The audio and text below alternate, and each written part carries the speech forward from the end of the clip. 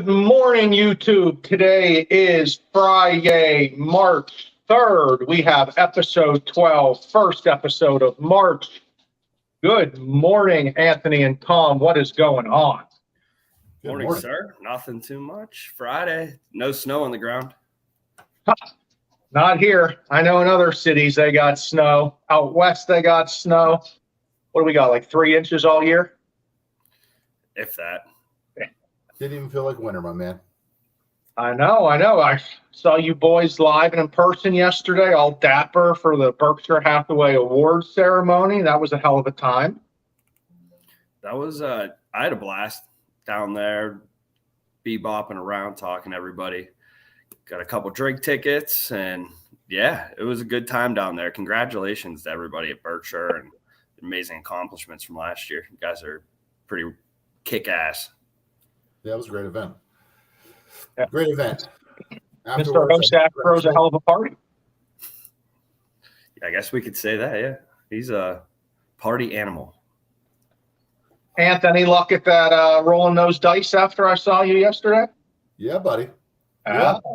Yeah, I'm good. I'm in the positive. I'm not going to specify how much because, the tax man. But no, I'm below that. I guess that means you're going back tonight then. Definitely not. Okay. When you're up, you fold them, man. You fold them when you're up.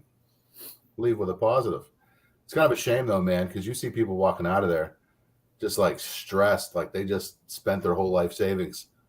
Well, you should always gamble responsibly. That's absolutely the case. So we all gamble responsibly, I'm sure. But yeah, the award ceremony at the casino, I think it's a blast. I think there was over 700 Berkshire agents. So yeah, bebopping around was a pretty good adjective. Got to see some coworkers, all the agents. So yeah, it was a great day yesterday. I had a blast. So again, congratulations to all the Berkshire Hathaway award winners and to everyone heading out to Vegas for National in a couple weeks. I don't think we're heading out, but I know we got the bosses going out there. So that's always a good time as well.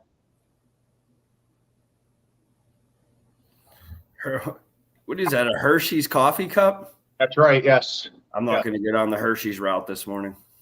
Okay. Well, has there been fires or something? We got Hershey plants catching fire? No, the skyscraper in Hong Kong caught fire yesterday. That was pretty big news. 42-story skyscraper that was being built caught fire, and it was a spectacle. I saw that. It was better than the 4th of July fireworks show in New York City. So It was embers going everywhere. Yeah.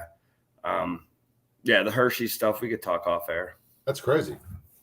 Didn't they make a movie about a skyscraper in Hong Kong catching on fire with The Rock? Yeah, like Fast and the Furious 13. He probably jumped out of the top floor and lived too. Yeah. I think he jumped from building to building at one point. He's a built-in parachute. All right, boys. Also, big news last night. What was it? 6, 7, 8 o'clock, whatever it was. I don't know if you guys pay attention to trials or what's going on, but that Murdoch trial, guilty verdict came in. Glad to see that scumbag's going behind bars. I do know Tom has been obsessed with the trial. Any insight, overview, Mr. Burko? Give us your thoughts. I kind of have been obsessed with it. I've been watching the proceedings here for the last 4 weeks and been actually following it since 2019 when the boat crash happened. So I actually didn't know what the jury was going to decide yesterday. They did have some great evidence against him, but then nothing was just that key piece to put him away. I really think when he took the stand and started blabbing and lying to the jury just right in front of their faces was really his downfall. And then when he admitted that he was there 4 minutes prior to the guns going off, if he wasn't the one that killed him, he definitely had somebody there to kill them. So guilty of murder. He has to be put away anyway. I mean, now he was going to go away for 200 years for his financial crimes anyway. So glad to see him get put away and Maggie's body be put to rest and in a good name. And Paul, good luck to you as well. I don't really know what any of that means because I haven't followed that much, but I'm glad to see that you're a trial judge on the side when you're not originating loans. There's a good I forget what number it is right now, but on TV they got a jury like trial network, and man, is it good. They already got the special, like the documentary up on Netflix, man. Oh, I watched. I thought that was really good. If you guys haven't seen anything about the trial or have no idea what we're talking about, watch that 3-episode documentary on Netflix. It explains where it all started with the boat, then leads into the murders of his wife and child, the one that was actually driving the boat that killed the girl. So there was just so many twists and turns. And realistically, when you're looking at it, I mean, why couldn't that guy be able to kill his wife and kid if he tried to stage his own murder on the side of the road? So guy's a real monster. Drugs do terrible things to people. So yeah, I'm just going to stay clear of drugs. Okay, let's stop getting so serious here. Let's get into a little mortgage talk. We did promise everyone our first real estate guest today. We already had our auto expert, so I did misspeak last episode. So let's set the record straight. Here's our guest. There's Belly Bear there. So our guest, MK, Mary Kay, had to cancel last minute because she got called into action as a real estate agent where she had to meet a client early at a property. But MK will hopefully come on next week. She is our top producing agent here at West Penn that works with Anthony LaPera.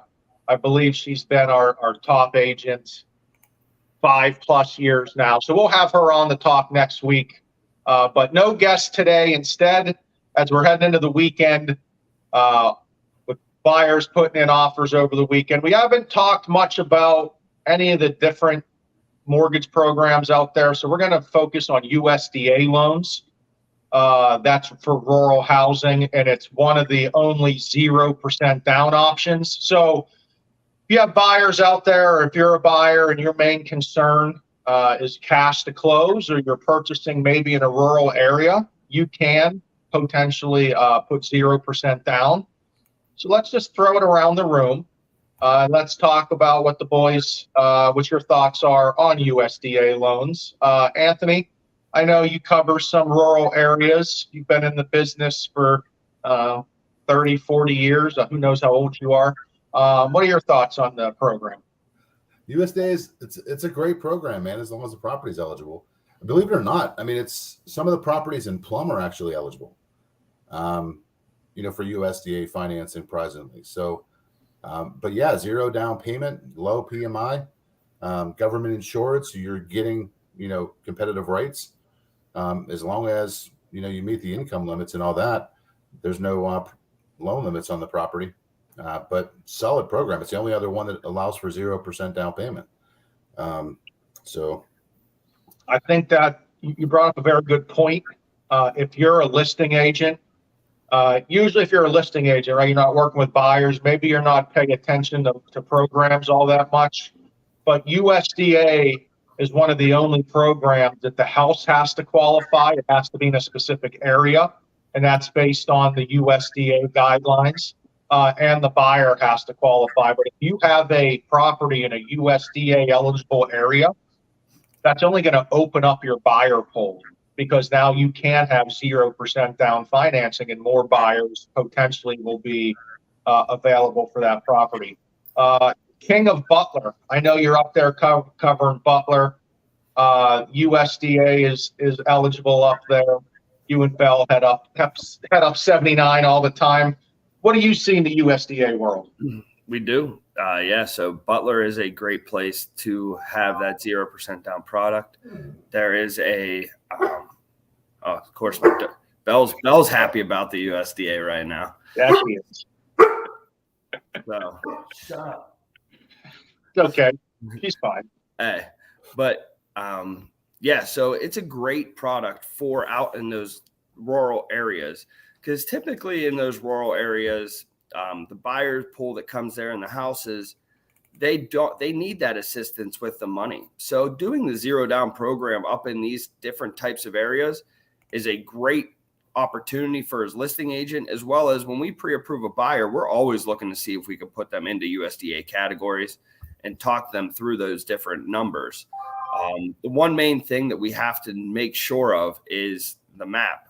And we would be more than happy to show you the USDA map online to let you know exactly where these areas are located. All you need to do is type in the address and it does come up if it is in an area or not in an area. So very simple to figure out, and we'd be more than happy to help you with that. Right. And that's not Ryan, Tom, and Anthony aren't deciding if the property is a USDA loan or not. It's all based off of census information. And like Tom said, it's a website. There's a map that says if the property is eligible or not. I mean, there's been times that we have properties that are one street away from being USDA eligible. I mean, it can be that close sometimes, but it is 0% down. You have to, have the property as your primary residence. And you can get 6% seller assistance. So potentially, if it's a rural house, maybe there's not as hot of a market, you can get some seller assistance. I mean, we've had buyers get in with little to no money out of pocket for a USDA loan if they can get seller assistance. So it's a great program. You do have to purchase in a USDA eligible area, but if you're looking to get into a property with little or no money out of pocket, we all offer USDA loans. Give us a call. We can get you pre-approved. And always remember, Saturdays are for the pre-approvals.